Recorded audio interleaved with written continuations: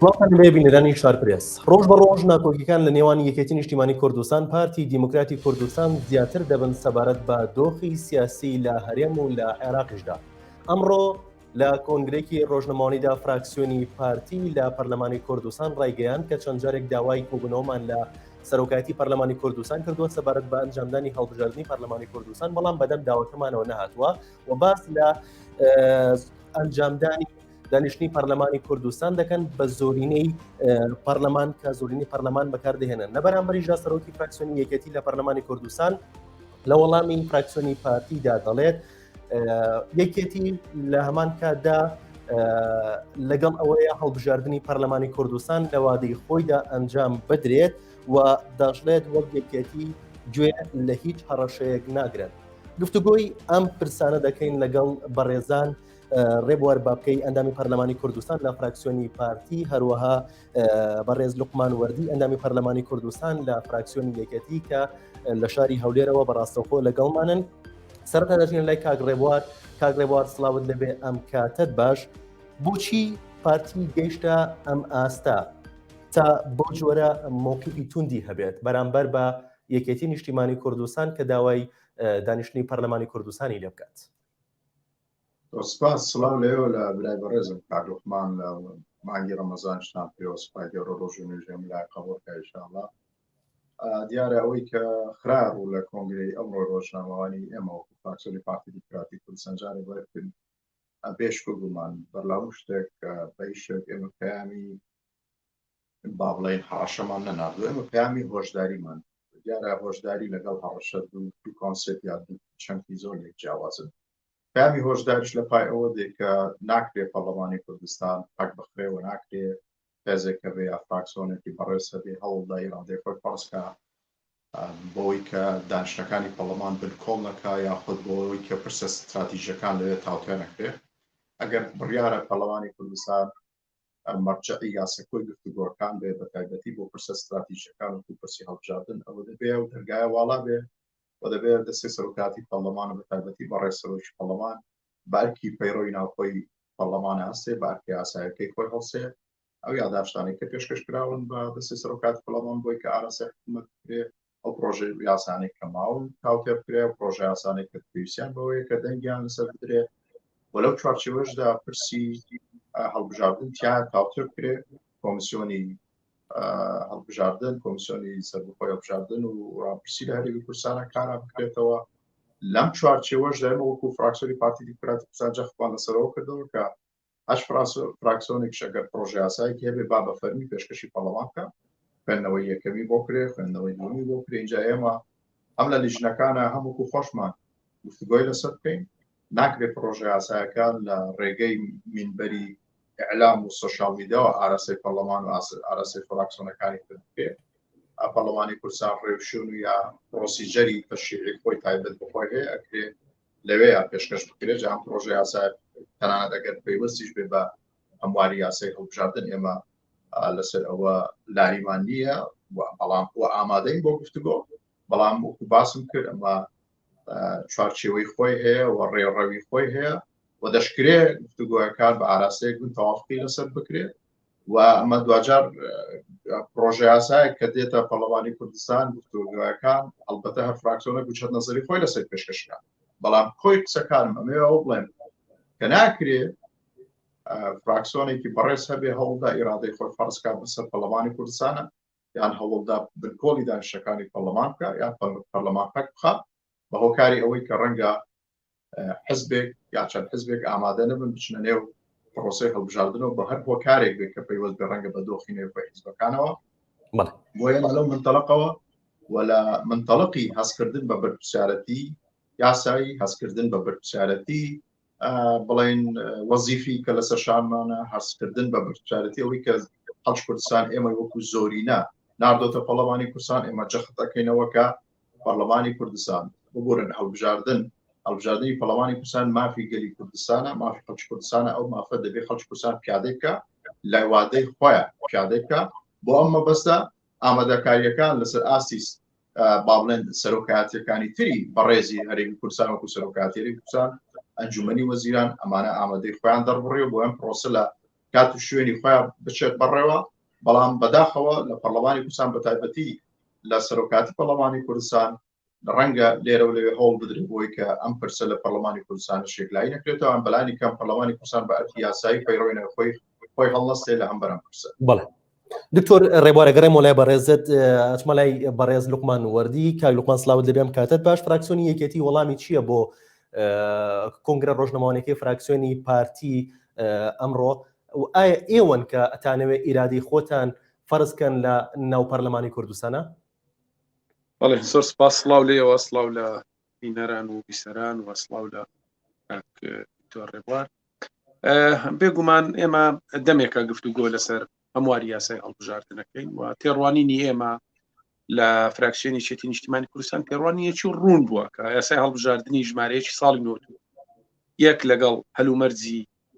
سیاسی ئابووری پێشکەوتنی کۆمەڵایەتی دیموکراسی هەرێمی کوردستان ناگوت ئەم یاسای پڕ لە کەم و کوڕی و سیستەمی یەکبازنەی سیستەمێک کە ئێستا لە دنیادا کاری پێ ناکرێت مەگەر لە وڵاتە زۆر دواکەوتەکان بێت تەنانەت لە وڵاتی چووک و عێراقدا ئێمە 5 هەڵبژاردن بە 5 قانونی جیاوازەکرێت بۆ ئێمە هەر زوو ڕوئیای فراکسیۆنی شێتی نیشتیمانی کوردستانمان خستە ڕووکە ئێمە لەگەڵ هەمواری یاسای هەڵبژاردنین و لە ڕوانگەی ئەوەی کە ئەم یاسایەکە ڕەهەندی نیشتیمانی هەیە و پەیوەندیدارە بە تاک بە تاچی هاوڵاتیانی هەرێمی کوردستان و هێزە سیاسیەکان بۆی پێویستە ئەم یاسایە سازانی نیشتیمانی لەسەر بکرێت بەر لەوەی بیبینە ناو هۆڵی پەرلەمان گفتوگۆ لە ناو هۆڵی پەرلەمان بکەین ئەبێت لە دەرەوەی هۆڵی پەرلەمان سازان لە نێوان هێزە سیاسیەکان بکەین. فراکسیۆنی پارتی هەرزوو ڕایگەیاند کە ئەوان لەگەڵ هەمواری یاسای هەڵبژاردن نین و لەگەڵ ئەوانە هەڵی هەرێمی کوردستان بێک باز نەبمێنێتەوە تەنها لەگەڵ ئەوانە کە کۆمیسیۆن کارا بکرێتەوە. ئێمە تاکیدمان لەوە کردوتەوە کە ئێمە لەگەڵ هەمواری یاسای هەڵبژاردنین و پێشمان وایە بۆ دەستەبەرکردنی نوێنەرەتی ڕاستەقینەی جوگرافی بۆ عدالت لە نێوان پارێزگاکاندا بۆ ئەوەی هەڵبژاردنێکی پاک و بێگەرد بکرێت پێویستە هەرێمی کوردستان دابەشی چەند بازنەیەک بکرێت واروها تۆماری دەنگدەران لەسەر بنەمای تۆماری بایۆمەتری هەڵبژاردننی ئەنجومەنی نوێنەرانی عێراق زارشتر نوێ بکرێتەوە پاک بکرێتەوە متمانە لێ نێوان هاوڵاتی و دام و دامەزراوەکانی حکوومەت بە دیاریکراویش پەرلەمان بجێڕینەوە بۆی هاوڵاتی مطمئین بێلەوەی کە نوێنەری ڕاستەقینەی خۆی هەڵبژێرێ بابەتی تر بابەتی کورسی پێکاتەکانە کە بەداخەوە ینی یاریەکی خراپ بە کورسی پێکاتەکانە کرێکە ئێمە لەگەڵەوەی نە کورسی پێکاتەکانیش دابەشی بازنەکانی هەڵبژاردن بکرێ بۆی پێکاتەکان خۆیان نوێنەری خۆیان بن هیچ هێزێکی سیاسی حەق نەداتە کە خۆی کادرە سیاسەکانی خۆی بکاتە نوێنەری پێکاتەکان و دواترش لە ملانی سیاسەکان بەکاریان بێنێ بەڵکو پێکاتە خۆی نوێنەری خۆی بێت بۆ پاراستنی مافی پێکاتەکان ئێمە داکۆچیکاری سەرسەختی مافی پێکاتەکانی کە بۆی پێکاتەکان خۆیان تۆماری دەنگدەرانی خۆیان نەبێ و دەنگ بدەنە خۆیان لەسەر ئەم بنەمایە ئێمە هەمواری یاسای هەڵبژاردنمان کەوتی نەگفتوگۆ کە لە ئێستادا 5 فراکسیۆنی پەرلەمانی یەکێتی نیشتیمانی کوردستان یەکگرتووی ئیسلامی کۆمەڵی دادگەری نەوەی نوێ پەرلەمانتارە سەربەخۆکان و فراکسیۆنی گۆڕانیش کە ساڵێک بەر لە ئێستا هەمواری یاسای هەڵبژاردننی پێشکەش کردووە هەر 5 هێزمان کە ئەتوانم بڵێم نوێنەرایەتی زۆرینەی هەر زۆری دەنگدەرانی هەرێمی کوردستانەکەین نە کورسیەکانی پەرلەمان ئەو 5 هێزە و پەرلەمانتارە سەربەخۆکان نوێنەرایەتی نزیکەی 900,000 دەنگ زیاتر لە نوێنەرایەتیکردنی پارتی و پێکاتەکانەکەن کە ڕەنگە بە ژمارە کورسی زیاتر بن داوای هەمواری یاسای هەڵبژاردنەکەین بەڵام قەناعەتی کولیمان وایە کە ئەم هەموارە بە سازان لەگەڵ فراکسیۆنی پارتی و سەرجەم فراکسیۆنەکانی تر بکرێت بەڵام بەداخەوە فراکسیۆنی پارتی نهاتە ژێربار هەرزوو هەمواری یاسای هەڵبژاردننی ڕەت کردەوە و تاکیدی لەوە کردو کە تەنها نەخێرە بێ تەنها کۆمیسیۆن کارا بکرێتەوە نەک هەمواری یاسا بکرێت وامەوێت زیاتر ڕوونکردنەوە بدەم لەسەرەوەی کە ئیتیفاق و دوو ڕێکەوتنمان هەیە ڕێکەوتنی سیاسی لە نێوان یەکێتی و پارتی بۆ پێکەێنانی حکوومەت لە نێوان پارتی و گۆڕان بۆ پێکەێنانی حکوومەت و ڕێکەوتنیەکیش لە نێوان سەرجەم فراکسیۆنەکان هەیە کە یاسای هەڵبژاردن و کۆمیسیۆن ڕەهەندی نیشتیمانیان هەیە ئەبێ بە سازانی سەرجەم فراکسیۆنەکان بن بەڵام پارتی لەم سازانە دەرچوام ڕۆ مۆتەمەرێکی سەحەفی کرد و ڕوویای خۆی بەتەنها خستە ڕوو کە ئەمە پێ ئەنەینە سەرەتای قەیرانێکی تازە کە من ئومێدەوارم هێشتاش کاتمان لە بەردەم داماوە بۆی بتوانین لەسەر هەمواری یاسای هەڵبژاردن بسازین. بەڵێ کاک لوقمان ئەگەڕێمە وڵات ئەچمەڵێ دکتۆر ڕێبوار هەمواری یاسای هەڵبژاردن بۆچی لەلایەن پارتی دیموکراتی کوردستانەوە ڕەت کراوەتەوە کاتێک فراکسیۆنی یەکێتی نیشتیمانی کوردستان داوای ئەوە کردووە؟ وەڵام بەرلەوەی وەڵامی ئەو پرسیارەی بەڕێزت دەمەوە چەند تێبینێکم هەبوو لەسەر قسەکانی برای بەڕێزم کاکومان کاتێک کە باسی ئەوەیە کرد کە ئەو پرۆژه یاسا لەلایەن 5 فراکسیۆنی پەرلەمانی کوردستان پێشکەش کراوە. من حەزەکەم کۆمکردنەوە دەبوو و حەقیقەتیش بۆی خەڵکی کوردستان لێوە ئاگدار بێ. پرۆژه یاسایی کە تەنانەت تاکو ئێستا پێشکەشی پەرلەمان نەکراوە 39 پەرلەمانتار لە کورد 111 پەرلەمانتار پێشکەشی جا من نازانم بە چ منطقێک و پێوەرێک 39 پەرلەمانتار تەمسیلی زۆرینەی هەرە زۆریان زۆرینەی ڕەهای خەڵکی کوردستان بکەن. ئەی باقی پەرلەمانتارانی دیکە کەواتە تەمسیلی چ هێزێکەکەن لە ڕووی جەماوەریەوە. ئەوە یەک. دوێ من جەخت دەکەمەوە ئەوەی کە پێشکەش کراوە لە هەموو فراکسیۆنەکان ئیمزای لەسەر نەکراوە. لە هەر فراکسیۆنێک ڕەنگە چەند پەرلەمانتارێکی بەڕێز 2 یا 3 کەس ئیمزای کرد بێ. بۆیە ئەمە یەک ناکرێ بڵێن پرۆژه یاسای 5 فراکسیۆنە لەبەرەوەی هەموو فراکسیۆنەکان پەرلەمانتارەکانیان ئیمزای نەکردووە. دوو ناکرێ بڵێن ئەمە بڵێن پرۆژه یاسایەکە زۆرینەی نوێنەراتی خەڵکی کوردستان لە پەرلەمانی کوردستان پێشکەش کردووە چونکە کۆی گشتی ئەو پەرلەمانتارە بەڕێزان ئیمزایان کردو 39 پەرلەمانتار بووە. دێمە سەر ئەوەی کە برای بەڕێزم کاکومان باسیەوەی کرد کە ئەوەی دەکرێت بە حساب ئێمە وەک پارتی دموکراتی کوردستان بەرامبەر بە پێکهاتە بەڕێزەکانی کۆمەلگای کوردستانەکەین یاریەکی قیزەوەنە. من ڕاستیەکەی من پێم وایە ئەم جۆرە دەستەواژانە بە حەقی پێکهاتە ڕەسەنەکانی هەرێمی کوردستان لە براتوکوانەکان براتوکوانەکان پشتبرا مەسیحیەکان ئەرمان کرد و ئاشور ئەو پێکهاتە ڕەسەنانەی هەرێمی کوردستان حەق نییە بۆ جۆرە دەستەواژانەیان بەکاربێ. دوو مافی هەر هاوڵاتیەکی کوردستانە لە هەر شوێنێک بێ بە ئیرادەی خۆی مادە موئهلاتی قانونی و دەستوری تێدا بۆی بچە دەنگ بدا ڕووی تەمەن ڕووی عەقلیەت و لە ڕووی پێگەیشتنی فیزیکی ئەو مافی خۆیەتی دەنگ بە هەر فراکسیۆنێک بدا یا دەنگ بە هەر لیستێک بدا دەنگ بە هەر قوارەیەک بدا. سێ ئەوانەیە کە ئێستا لە پەرلەمانی کوردستان لە پێکهاتە بەڕێزەکان خودی نوێنەرانی ڕاستەقینەی پێکهاتەکان ناکرێ من وەکو کوردێک کە لە پێکهاتەی کوردم و لە فراکسیۆنی پارتیم بێم بیان و یا تۆمەت بۆ پێکهاتەکان بدۆزنەوە یان ئەو نوێنەرە بەڕێزانەی کە ئێستا پێکهاتەکان نردویانە بۆ پەرلەمانی کوردستان پێیان بن ئێوە تەمسیلی پێکهاتەکانتان ناکەن. ئەمە بەڕاستی غوبنێکە غەدرێکە بەرامبەر بە پێکهاتە بەڕێزەکان و ئەو نوێنەرە بەڕێزانە ئەکرێت کە ئێستا لە پەرلەمانی کوردستان تەمسیلی پێکهاتەکانەکان. سەبارەت بە پرسیاری بەڕێزت وەڵام ئەزانی بابەتەکە جۆرێک لە چیرۆکی لێ هاتووە. ئێمە لە دەستپێکە کە چوینە گفتوگۆ هەڵبەتە هەر لە 3 تا 13 هەش کۆبوونەوەی ئێمە لەگەڵ فراکسیۆنە بەڕێزەکان بە تایبەتی فراکسیۆنی یەکێتی کراوە بەشێکی بە ئامادەبوونی دەستی سەرۆکات پەرلەمانەوە یان بەڕێز سەرۆکپەرلەمان بەشێکی بێ ئامادەبوونی بەڕێزیان بووە. لە کۆی ئەم هەش کۆبوونەوە کە کراوە لەسەر پرسی هەڵبژاردن هەر جارێ و لە هەر کۆبوونەیەک ڕاستیەکەی جۆرێک لە بیان و هاتە پێشەوە. با من دەستپێکی چیرۆکەکەتان بۆ بکەمەوە. هەر لە دەستپێکی چیرۆکەکە بەڕێز فراکسیۆنی یەکێتی پشتیوانی کوردستان بۆی کە وەکو بیانوێک بێنێتەوە بۆی کە هەڵبژاردن لە کات و ساتی خۆیان نەکرێ باسی ئەوەی کرد کاتێک ئێمە بۆ نمونە بیرۆکەی ئەومان خستە ڕووتمان ئەبێ پرۆژە یاسای کۆمیسیۆن ئامادە بکرێت بێتە پەرلەمانی کوردستان یاسای کۆمیسیۆن هەموار بکرێتەوە. ئەمان وتیان نەخێر ئێمە جەخت دەکەینەوە کۆمیسیۆن هیچ ئیشکالیەتێکی نییە ئەکرێت تەمەنەکەی درێژکەینەوە و پۆستە بەتاڵەکان پڕ بکرێتەوە. ئێمە وتمان قەیناکە تەنها بۆ ئەوەی کە هەڵبژاردن لە کاتی خۆیان بکرێت هەرچەند ئێمە پێمان باشە کە هەمواری یاسای کۆمیسیۆن بێتە پەرلەمان یاسایەکە هەموار بکرێتەوە بەڵام لەگەڵەوەشدا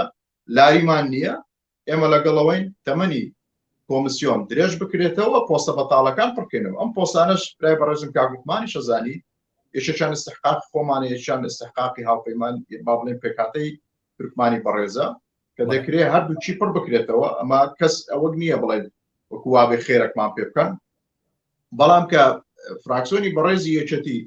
زانی ئێمە پێداگرین لەسەرەوە جددین لەسەرەوەی کە هەنگاو بە هەنگاو بینە پێشەوە بۆی کە هەڵبژاردن وەکو پرۆسەیەک لە کاتی خۆیدا بەڕێوە بچێت. ئەم جارە بیرۆکەی ئەویان هێنایە پێشەوە کە پێویستە یاسای هەڵبژاردن هەموار بکرێت. ئێمە وتمان یاسای هەڵبژاردن هیچ خەوشێکی تێدا نیە جارێ ماوەکەی بەسەر نەچووە دوو دەکرێت بۆ ئەم خۆلە هەر لەسەر ئەم یاسایە هەڵبژاردننی خولی شەشەمی پەرلەمانی کوردستان بچێ بڕێوە بۆ خولێکی تر ئامادەکاری بکرێت لە بەرەوەی کاتی ئەو تۆمان بەردەست نەماوە. تەنانەت وتەبێژی کۆمیسیۆنیش کە لە بڵێن کۆمەڵی دادگەریە ئاماژەی بۆ کرد کە کۆمیسیۆن پێویستی بە 6 ماکرێت بۆی کە ئامادەکاریە تەکنیکەکانی خۆی کە بۆی کە سەرپەرشتی پرۆسەی هەڵبژاردن بکە. دوای گفتوگۆیەکی زۆر ئێمە وتمان بە ئەم یاسایە بشێ لەسەر ئەساسی ئەو یاسای هەڵبژاردن بکەین، بەڵام دیار بوو فراکسیۆنی یەکێتی پێداگر بوو لەسەر کە ئەم هەموارە دەبێت یاسای هەڵبژاردن هەموار بکرێتەوە. ئەوەی کە پەیوەستە بە فرەبازنەی برای بەڕێزم کاک لوقمانیش باسی کرد، ئێمە هەرگیز و هەرگیز لاریمان نییە، لاریشمان نەبووە لەسەرەوەی کە بڵێن هەڵبژاردننی پەڵەوانی کوردستان لە 4 بازنە بچێتە ڕێوە، لەبەر ئەوەش نەبووە کە ئێمە ترسمان لەوە بێ کورسەکانی خۆمان بەدەستێنەوە، چونکە ئێمە ڕامانگەیاندووە ڕاشێگینی کە کورسەکانی خۆمان دێنینەوە و بەنسبەت ئێمە تەحسیل حاصلە چ بە 1 بازنە بچینە هەڵبژاردنەوە یاخود بە 4 بازنە. ئەوەی کە ئێمە تێبینیمان لەسەر بابەتی بازنەی هەبوو فرەبازنەی یا 4 بازنەی ئەوە بووکە لەبەرەوەی قوارەی هەرێمی کوردستان لە دەستوری عێراقدا وەکو جوگرافیا، وەکو پێگەی دەستوری،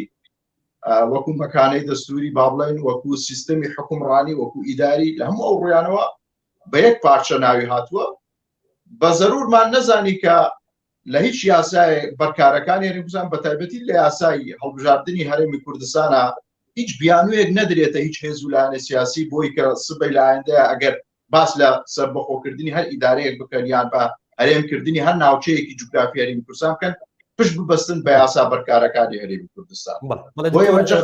گەڕێمەوە لای بەڕێزت ئەچمە لای کاک لوقمان. کاک لوقمان وەڵامت چییە بۆ قسەکانی دکتۆر ڕێبوار سەبارەت بە پێکهاتەکان سەبارەت بە شێوازی هەڵبژاردن؟ والله لە ڕاستیدا من پرسیارێک لە کاک دکتۆر ڕێبوارەکەم، ینی من ڕێز و احتراممان بۆ پێکهاتەکانەوە هەمووی کوێچێتی نیشتمانی کوردستان شانازی بۆکەین کە خاوەنی بیرۆکەی کورسی پێکهاتەکان بووینە. یەکەمین کۆبوونەوەی سەرکردایەتی سیاسی بەرەی کوردستانی لە خەلیفان کراوە بۆ بڕیاردان لە هەڵبژاردننی پەرلەمانی کوردستانی خولی یەکەم ساڵی 91. سەرۆک مامجەلالی ڕەحمەتی پێشنیازی 5 کورسی پێکە بۆ کورد و ئاشووریەکان کردو، دواتریش لە خولی دووەم کورس پێکا بۆ پێکاتەی تورکمان و ئەرمەنەکانیش هاتە پێش کە ئێمە پێمان وایە یەکێک لەلایەنە جوان و درەوشاوەکانی حکومڕانی هەرێمی کوردستان دەستەبەرکردنی مافی پێکاتەکان. بەڵام ئەوە بۆ مانای نا ئیستیغلالی مافی پێکاتەکان بکرێت بۆی کەوا حیزبێکی سیاسی دیاریکرا و پێکاتەکان لە مەسلحەتی خۆیان بەکاربێت.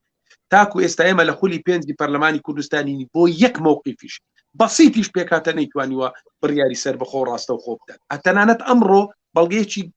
زیندووە کە ئەمڕۆ فراکسیۆنی پارتی بەتەنها کە قسەی کرد کە قسەی هەڕەشە ئامێزی ئاراستی فراکسیۆنەکانی ترە کرد بە بەکارهێنانی زۆرینە لە جیاتی نوێنەر لە پێکاتەکان بڕیاری ئەدا کە پێکاتەکان ئەبێ بەر لەوەی ئێمە قسە لەسەر مافی پێکاتەکانەکەی پێکاتەکان خۆیان حەق نەدەنێ خۆیان هیچ هێژێکی سیاسی لە بڕی ئەوان قەرار بدات. ئەمە غەدرە لە پێکاتەکان نەکەوەی ئێمەمانان باسەکەین. ئێمە داکۆچیکاری لە مافی پێکاتەکان بەوەی کە پێکاتەکان لە چوارچێوەی فرەبازنەیدا هەر یەکە و نوێنەری ڕاستەقینەی خۆی هەڵبژێرێ، نەک پارتی دیموکراتی کوردستان کادیرە سیاسیەکانی خۆی بکاتە نوێنەری پێکاتەکان و بە دەنگی تایبەت سەریان خا بۆ پەرلەمانی کوردستان و دواتریش لە ململانی سیاسەکان بەکاریان پێنێ. ئەمە سەرزوتێبینی ئێمە سەبارەت بە مەسەلەی ئەو پاساوانەی برای بەڕێزم کاک دکتۆر ڕێبوار دەیهێنێتەوە بۆ ئەوەی کە قوارەی هەرێمی کوردستان نەکەوێتە خەتەر. لە ڕاستیدا قوارەی هەرێمی کوردستان بە کۆنگرەی ڕۆژنامەنووسی ئەمڕۆ بە بەکارهێنانی زۆرینە و بە پەرقستنی پەرلەمان بەوە ئەکەوێتە خەتەر. قوارەی هەرێمی کوردستان بە تێکدانی یەکریزی نیشتیمانی ئەکەوێتە خەتەر. قوارەی هەرێمی کوردستان بەوە ئەکەوێتە خەتەر کە هێزێکی سیاسی ئەوێ بە تاکڕەوی بڕیاری سیاسی و ئابووری سەبارەت بە هەرێمی کوردستان بدا و کە سەرنجام ئێمە هاوڵاتیانی هەرێمی کوردستان باجی قورسە دەن. قوارەی هەرێمی کوردستان بە قوڵکردنەوەی ناکۆچەکانی نێوان هێزە سیاسیەکان ئەکەوێتە خەتەر کە ئەمڕۆ لەسەر پرسی هەڵبژاردن فقط پارتی دیموکراتی کوردستان و فراکسیۆنی پارتی ڕەزامەند نییە لەسەر هەموارکردنەوە یاسای هەڵبژاردن بەس لەسەر بنەمای 4 بازنە و فرەبازنە لە هەرێمی کوردستان. مەسەلەی کات ئێمە کاتمان ناوێت. کاک دکتۆر ڕێبوار زۆر باش ئەزانێ کار ئەگەر ئێمە بسازین فراکسیۆنی پارتی لەگەڵ ئێمە بسازێ سیفەتی بەپەلە ئەدەینە هەمواری یاسای هەڵبژاردن لە مودەی 1 هەفتەدا هەمواری یاسای هەڵبژاردنەکەن و کۆمیسیۆنیش دەستکراوە ئەبێ بۆ ئەنجامدانی هەڵبژاردن. بۆیە ئەو پاساوانەی فراکسیۆنی پارتی دێنێتەوە بۆ خۆتزیینەوە لە هەمواری یاسای هەڵبژاردن لە ڕاستیدا پاساوی نالۆژی چین و هاوڵاتیانی هەرێمی کوردستانش حەقە دەزانن سەبارەت بەوەی کە 39 ئەندام یاداشتێکیان ئیمزا کردووە. فراکسیۆنی یەکێتی نیشتیمانی، فراکسیۆنی بزوتنەوەی گۆڕان، فراکسیۆنی کۆمەڵی دادگەری، فراکسیۆنی نۆی نوێ، فراکسیۆنی یەکگرتووی ئیسلامی بە فەرمی ڕایان گەیاندووە کە لەگەڵ فرەبازنەین جا ئەگەر پێویست بوو بێ 3 ئەندامیان واژۆ بکەن یان 5 ئەندامیان واژۆ بکەن. ئەوە بەڕای من گرفتێک نییە و کاک دکتۆر ڕێبوار خۆش ێزانێ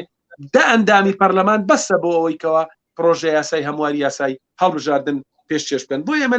لەو بابەتەوە ئەو پەری ئازادیمان داوەتە ئەندامانی پەرلەمان و ئێستاش مکوڕین لەسەرەوەی کە ئەم یاسایە ڕاندی نیشتیمانی هەیە پەیوەندیدارە بە تاچی هاوڵاتیانی هەرێمی کوردستان و هێزە سیاسیەکان نابێ هیچ هێزێک بیر لەوە بکاتەوە ئیرادەی خۆی فەڕسکا لە پرسی هەڵبژاردن بەسەر هێزەکانی سیاسی نە ئێمە حەق بە خۆمان نەدەین بێگومان کە حەق بە خۆمان نەدەین ئەم حەقە بە پارتیش نادەین کە بیەوێ لە پرسی هەڵبژاردن ئیرادەی خۆی فەڕسکا و هەرێمی کوردستان بە یەک باز نەبهێڵێتەوە هەڵبژاردن هەلومەرجی ئێستا گۆڕانکاری بەسەر داهاتووە و ئەم یاسایە لەگەڵ هەلومەرجی ئێستا ناگونجێ ئەبێ هەمواری بکەینەوە ئەم هەموارەش بێگومان بە سازانی هەموو هێزە سیاسیەکانە بێت ئومێدەواری دکتۆر ڕێبوار باسان لە کۆنگرەی ڕۆژنەمەوانی ئەمڕۆدا باسان لە زۆرینەی پەرلەمانی کردزۆ بەکارهێنانی زۆرینەی پەرلەمانی ئایا ئەتوانن بەبێ یەکێتی بەبێ لایەنەکانی دیکە دانیشتنی پەرلەمان ئەنجام بدەن و یاساکە تێپەڕێنن لە کاتێکدا یەکێتی نیشتیمانی کوردستان دەڵێت زۆرینی پەرلەمانی تاقی کرایەوە و سەرکەوتوو نەبووی چ لێ سەوز نەبوو وڵا جارێ بەر لە هەموو شتێک تاوان ئەوەی کە بڵێن مەکانەی دەستووریا پێگەی دەستووری هەرێمی کوردستان دەلاقێنێ ئەو جۆرە کتابە بەربەری و ئەنارشیانەیە کە هەوڵ بدرێ پەرلەمان پەکا ئەوە ئێمەنی کە مانەوەی پەرلەمان پەکەین ڕاستەکەی ئەوە ئێمە لەگەڵەوەی کە هەڵبژاردن بکرێ هەڵبژاردن وەکو مافێکی خەڵکی کوردستان ئەمانەوەی بۆی دەستە بەرکەین لە چوارچێوەی یاسایەکدا یان لە چوارچێوەی کاراکردنەوەی کۆمیسیۆنی ڕاپرسی لە هەرێمی کوردستانە و ئێمە لەگەڵەوەی کە قوارەی هەرێمی کوردستان وەکو خۆی بمێنێتەوە هیچ هێزی لایەنێک نەبێت لە ئایندەیە پەنا بۆ یاسا بەرکارەکان ببا بۆەوەی کە بیان و بێنێتەوە بڵێ لەبەرەوەی یاسای هەڵبژاردن ڕێگەیدا و ببێت چاربەزە ئالە ئێستاش دەکرێت سلێمانی و هەڵەبجە بە هەرێمێکی سەربەخۆ بکریان ئیدارەی سلێمانی جابکراتەوە لە وەکو سەربەخۆ ڕابگەێنرێ ئێمە ترسمان لەوەیە لەبەرەوەی لە ماوەی ڕابردوو ئەم جۆرە پرۆژانەوە ئەم جۆرە بیرۆکانە هەبووە کاک لوقمانی ژەزانی و ئێمە کاتێک ئەڵێن کە زۆرینە ئێمە ئەگەر زۆرینەمان بەکارهێنا باە لە دەستپێکی خولی پێنجەمی پەرلەمانی کوردستان تاکو ئێستا ئەمانتوانی زۆرێک لە پرۆژەکان بەپێی بەرژەوەندی حزبەکەی خۆمانەوە بە جۆرەی سیاسەتی حزبەکانی خۆمانە پرۆژەکان لە بەرژەوەندی خۆمانە یەکلایکەینەوە بەڵام پشتبەست بە بنەمای تەوافق و سازان بە تایبەتی ئێمە لەگەڵ یەکێتی شتواری کوردستان ئێمە هەرگیز پەنامان بۆ زۆرینە نەبردووە پێمان وا بۆ پرۆژە یاساکان بۆ ئەوەی لە خزمەتی هاوڵاتیانی هەرێمی کوردستان بێەوە بۆی کە کای حکومڕانی لە هەرێمی کوردستان بە تایبەتی کای تشریعی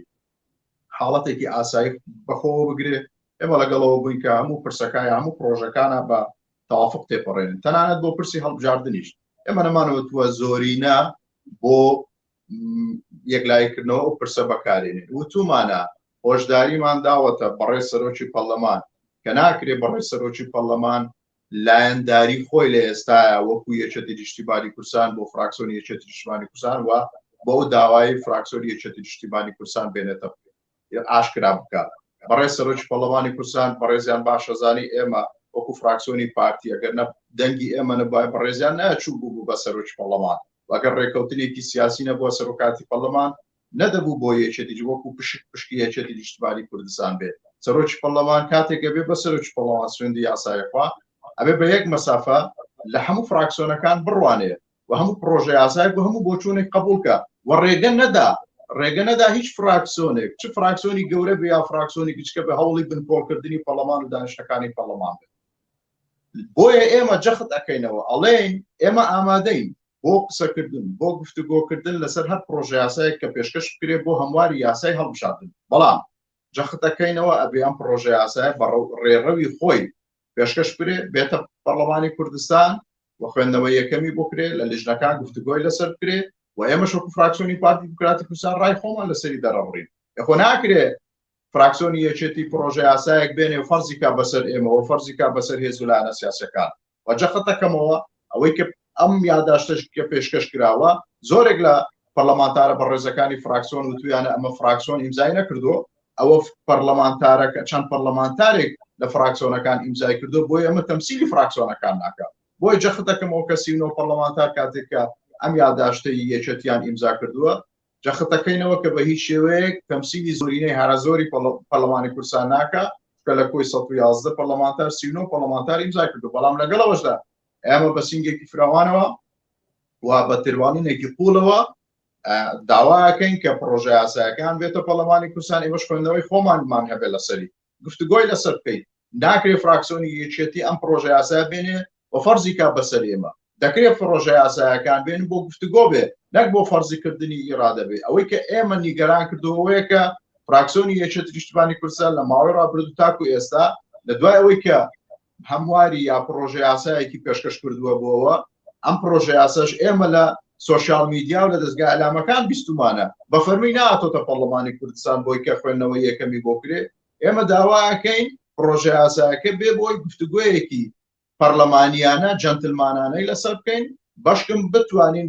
بە هەمومانەوە یەک کۆمیسیۆن کاراکەین دوای ئەوەش پێویستمان ئەگەر پێویست بوو ئەم پرۆژه یاسایە هەموار واتە یاسای هەڵبژاردن هەموار بکرێتەوە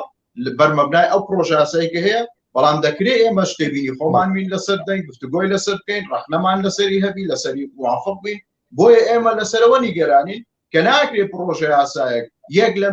لە میدیاکان و سوشال میدیا و ئاراستە بکرێت بۆ پەرلەمانی کوردستان دوو هەوڵ بدرێ فەرز بکرێت بەسەر فراکسیۆنی پارتی بۆی کە فراکسیۆنی پارتی هیچ وشە نەزەری نەسەر نەبێت داواکەین یەک کۆمیسیۆن کارا بکرێتەوە پۆستەکان پڕ بکرێتەوە دوو داواکەین ئەم پرۆژه یاسایی کە برای بەڕێزم کاک لوقمان باسی کرد بابێنە پەرلەمانی کوردستان لە چوارچێوەی پرۆسیجەری تەشریعی خۆیان قسەی خۆمانی لەسەر دەکەین جا ئومێد دەکەین ئینشاڵڵا بە هەمومان بگەینە خاڵی تەوافق بۆی کە هەڵبژاردنش لە ئان و ساتی خۆیدا بکرێت و هیچ بیانوێکش نەدرێتە دەست هیچ هێز و لایەن و سیاسی و هیچ فڕاسەوەرێک لە پەرلەمانی کوردستان. کاک لوقمان چی سەبارەت بەوەی کە پرۆژە یاساکەتان ئێوە بە شێوەیەکی فەرمی نەبردوتە ناو پەرلەمانی کوردستان و لە هەمان کاتدا سەرۆکی پەرلەمانی کوردستان لایەنداری ئەکات ئایا لە پەرلەمانە لایەنداری ئەکات لە کاتێکدا پارتی دیموکراتی کوردستان دەڵێت بەدەنگی ئێمە بۆتە سەرۆکی پەرلەمان.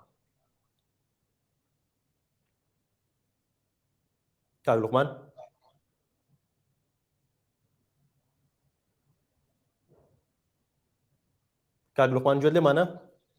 بەڵێ گوێم لێتە. کاک لوقمان چی سەبارەت بەوەی کە پرۆژە یاساکەتان ئێوە بە شێوەیەکی فەرمی نەبردوتە ناو پەرلەمانی کوردستان تا دانیشتنی لەسەر ئەنجام بدرێت و لە هەمان کاتدا دکتۆر ڕێبوار باز لەوە دەکات کە سەرۆکی پەرلەمان بەدەنگی فراکسیۆنی پارتیش بۆتە سەرۆکی پەرلەمان بەڵام لایەنداری دەکات. ئایا سەرۆکی پەرلەمان کە لە فراکسیۆنی یەکێتیە لایەنداری دەکات؟ بەڵێ طبعا سەرۆکی حکوومەتیش بەدەنگی فراکسیۆنی یەکێتی نیشتیمانی کوردستان بۆتە سەرۆکی حکوومەت ئەم حکوومەتە حکوومەتێکی تەوافقیە و دکتۆر ڕێبوار لە من باشتر ئەزانێت سەرۆکی پەرلەمان یەکێکە لەو سەرۆک پەرلەمانانەی کە زۆر پیشەیانە مامەڵە ئەکا و کارەکات بە ئینسافەوە بڵێن سەرۆکی پەرلەمان خاڵی بێ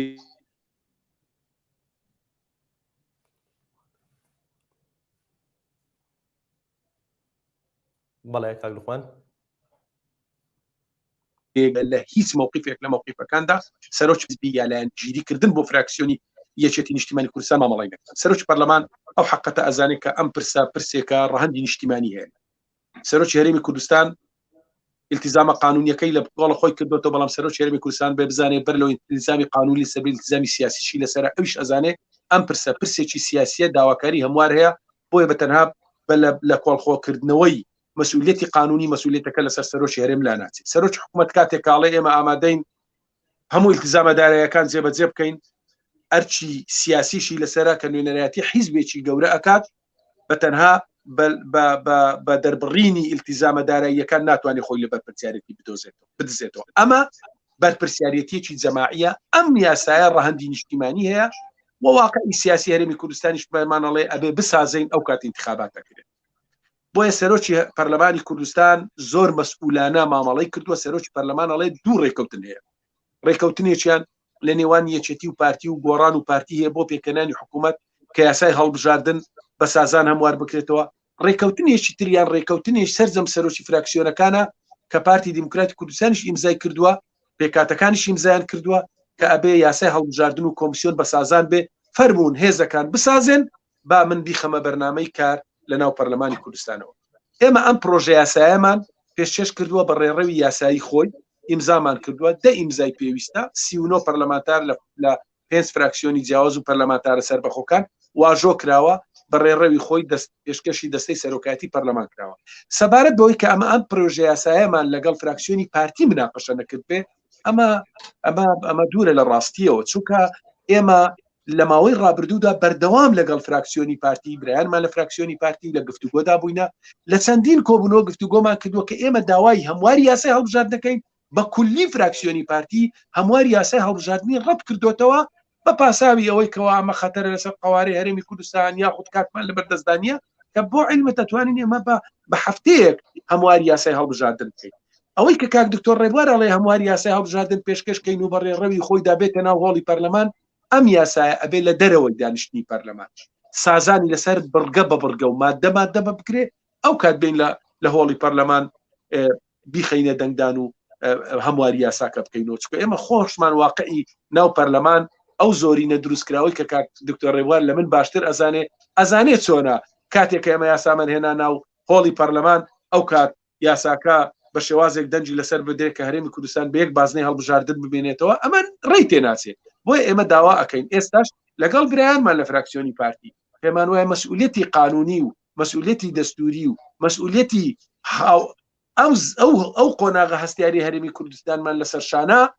کە ئەگەر ئەمانەوەی یەکریزی نێوان خەڵکی کوردستان بمێنێتەوە کە لەگەڵ لە پەرۆشین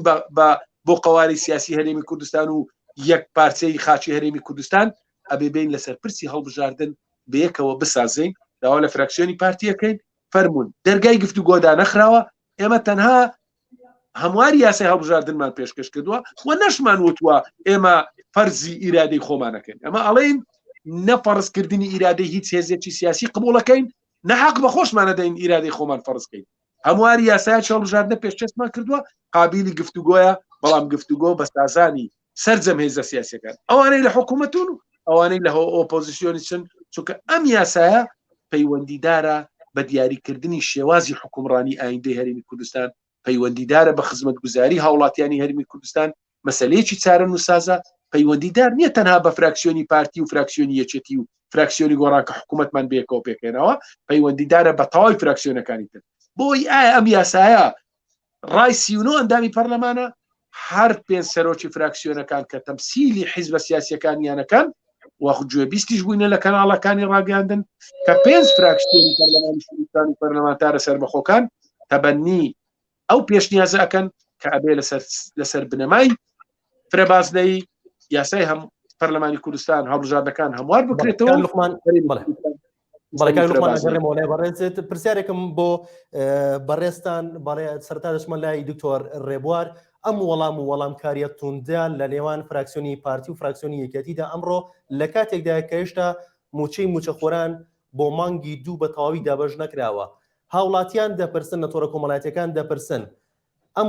وەڵامە توندکاریە بۆچی وەچی لێ سەوز دەبێت و ئایا هەڵبژاردننی پەرلەمانی کوردستان دۆخی هاوڵاتیان و موچەخۆران بەکوێ دەگەێنێت ڕێگەن جارە من بەر لەم شتێک وەڵام پێم سەیرە فراکسیۆنی یەکێتی کاتێک کە هەندێک پرس هەندێک هێزولانی سیاسی تر هەبوو ویست بێت لە دەرەوەی پەرلەمان قسەی لەسەر بکە و فراکسیۆنی یەکێتی بۆ وێتی کە پەرلەمانی کوردستان سەکۆی شەرعی قسەکردنە لەسەر هەموو پرسەکان بە تایبەتی پرسە چارە نووسازەکان کاتێک کە ئێمە ئێستا داوا ئەکەین کە ئەو پرسە بێتە نێو پەرلەمانی کوردستان قسەی لەسەر هەر خۆیان ڕێز لە پەرلەمانی کوردستان و شکۆی پەرلەمانی کوردستان و دەسەڵاتە فەرمیەکانی پەرلەمانی کوردستان ناگرن دەڵێن بۆ دەبێت لە دەرەوەی پەرلەمانی کوردستان سازانی لەسەر لە نێوان هێزولانە سیاسیەکان منە پرسم لە برای بەڕێزم کاک لوقمان ئێوە فراکسیۆنی یەکێتی تەمسیلی یەکێتی ناکەن شەرعیەتی سیاسی و قانونی و ئەهلیەتی قانونی و سیاسیتان نییە بۆ قسەی لەسەر بکەن بۆ دەبێت پرسە بچێتە دەرەوەی پەرلەمانی کوردستان و هێزولانە سیاسیەکان لەسەر بکەن هەر خۆتان نین ئەڵێن پەرلەمان تاکە سەکۆی یا تاکە مەرجعی هەموو پرسەکانە بێ پرسەکان لەوێ یەک لای بکرێتەوە ئەمە بەڕاستی جۆرێکە لە پارادۆکس جۆرێکە لە ئەوەی کە قسەکان یەک نەگرێتەوە یا بۆ نمونە لەسەر بنەمای مەبدە قسەکان نەوترێ ئەمە یەک دوو بەڕێزان سەرۆکی هەرێمی کوردستان سەرۆکی حکوومەتی هەرێمی کوردستان ئەرکی ئەخلاقی و یاسایی خۆیان بەرامبەر بە هاوڵاتیانی کوردستان پێشکەش کردووە بە ئەنجام دادووە ئەگەر دەرفەتە بێ با قسەکانی خۆم تەواو بکەم لەبەرەوەی هەردوو بەڕێزان سوێندی یاساییان خواردێ لەو سوێندا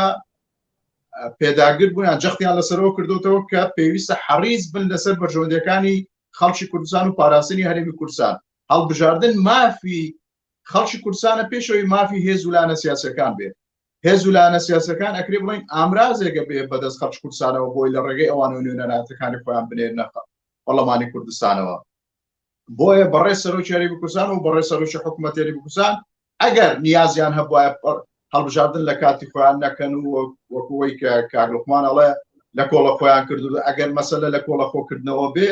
ئەگەر مەبەستیان بێ هەڵبژاردن لە کاتی خۆیان نەکرێەوە هیچ هێزێک نەبوو بتوانێت پێدا بە زۆر پێیان بکە بە ئەرچی یاسای خۆیان هەڵسن بۆ ئەوەی کە کراوە ئەرچی یاسای خۆیان بوو ئەرکێکی ئەخلاقی یاسایی بوو بەرامبەر بە هاوڵاتیانی هەرێمی کوردستان کراوە و پێیان وا بۆ هەردوو بەڕێزان پێیان وا بووە کە هەڵبژاردن مڵکی هیچ موسسەیەک نییە نەموچی سەرۆکاتی پەرلەمانە نەموچی سەرۆکاتی هەرێمی کوردستانە نەموچی سەرۆکاتی ئەنجومەنی وەزیرانە بۆیە لەو منتەڵەقەوە ئەمان بە ئەرکی یاسایەک خۆیان هەڵسن ئێمە داواکەین کە سەرۆکاتی پەرلەمانش بە تایبەتی بەڕێ سەرۆکی پەرلەمان بە ئەرکی یاسایی پەیڕۆی ناوخۆی پەرلەمانی کوردستانە هەڵسێ ئەو بابەتە بێنێتە پەرلەمانی کوردستانەوە گەنگەشەی هێز و لایەنە سیاسەکان لە ڕێی فراکسیۆنەکانەوە قسەی لەسەر بکرێت بۆ ئێمە جەخت دەکەینەوە ئەو بابەتەی ئێستا وەکو ئاستەن کەماوە ئەوە خودی بەڕێ سەرۆکی پەرلەمانی کوردستان کە من لێرە ڕێز و احترامی زۆرم بۆ هەیە من وەکو کەس هیچ تێبینیم لەسەر هەڵسوکەوتی کەسی ئەم بەڕێزە نییە بەڵام وەکو سەرۆکی موسسەیە کە کۆمەڵێک دەسەڵاتی پەیڕۆی ناوخۆی پەرلەمانی کوردستان کۆمەڵێک دەسەڵاتی پێداوە من تەمەنایەوەم کرد بە جۆرەی دەسەڵاتەکانی خۆی جەنابیان بە ئەرکی یاسایی خۆی هەڵسابایە ئەو بابەتەی بیانابانێ و پەرلەمانی کوردستان بۆی گفتوگۆی لەسەر کراوە جۆرێک لە تەوافقی دروست